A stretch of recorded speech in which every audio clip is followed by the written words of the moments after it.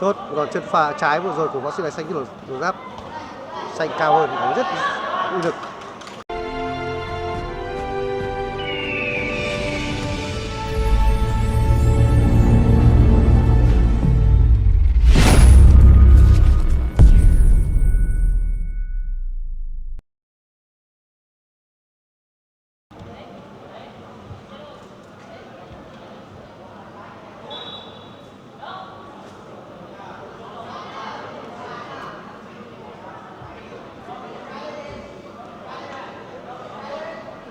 Tốt, còn chân trái vừa rồi góc sải xanh đồ giáp.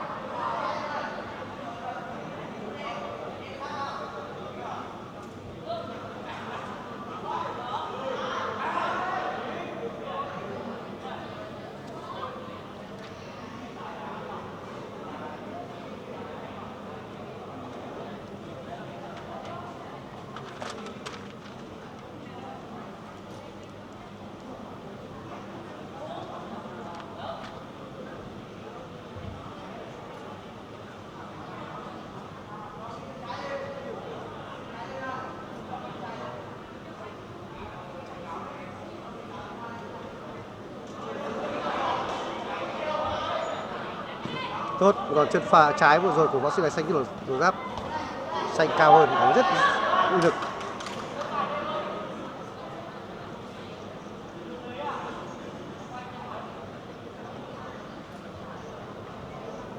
Xanh vừa rồi ra một chuỗi đòn.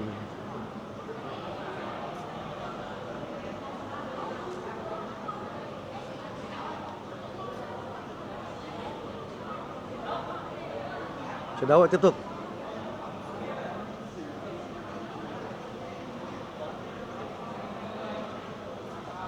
Tốt, một đòn chân trái vừa rồi đài xanh.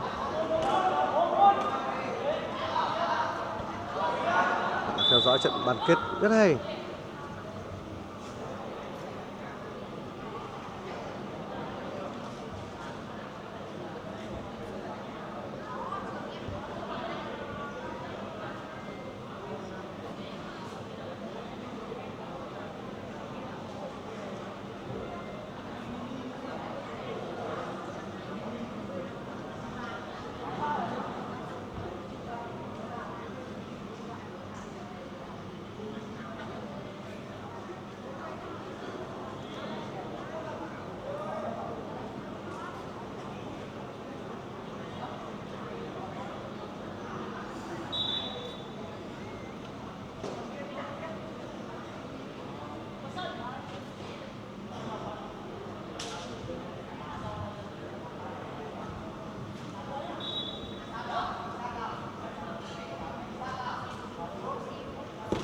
Tốt, chân trái rất hiệu quả của xẻ xanh.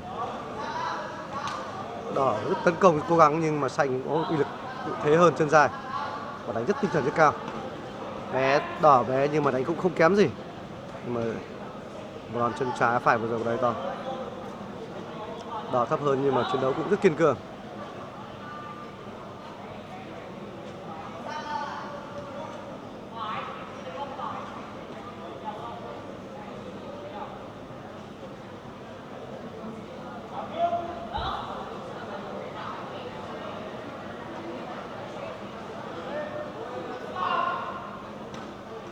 Tốt, khi đỏ ra xanh vào thì đỏ cũng phản ngay.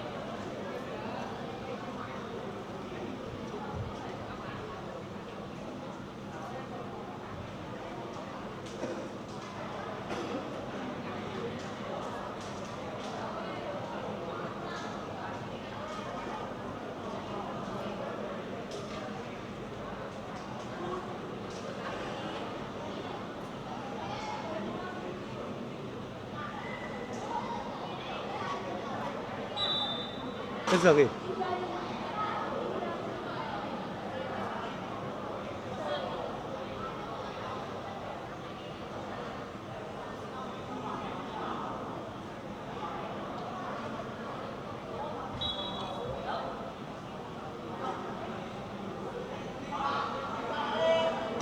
Tốt, một đòn chân trái vừa rồi của Đài Xanh và đá chân phải.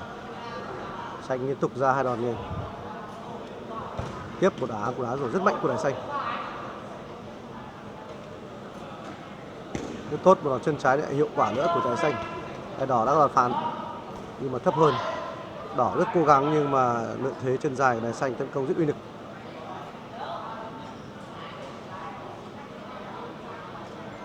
Kỹ thuật của Xanh cũng khá tốt.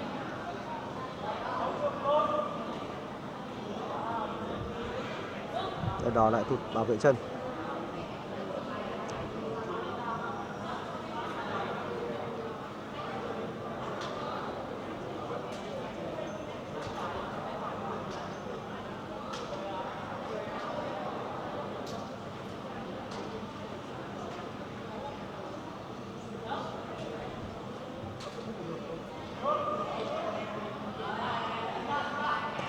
Tốt, một chân trái của Xanh.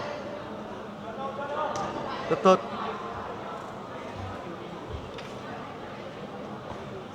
Một đòn chân trái Đài Xanh. Đài Xanh đã tụt bảo vệ chân.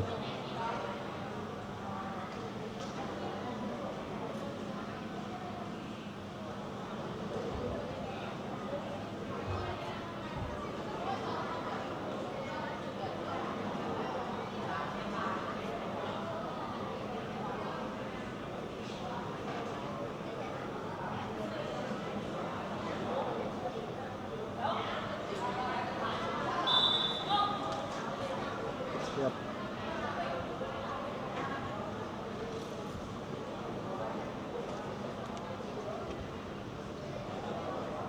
Mai Nguyên Nhật đơn vị Mỹ Đức rất đỏ, Lã Thị Thu Thảo đơn vị Sóc Sơn rất xanh vào thảm thi đấu.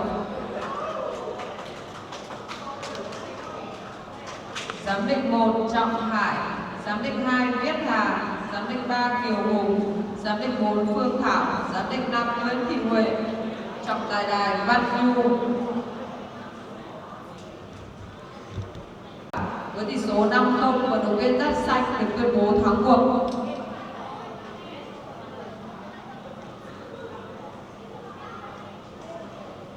Xanh thắng hay thế.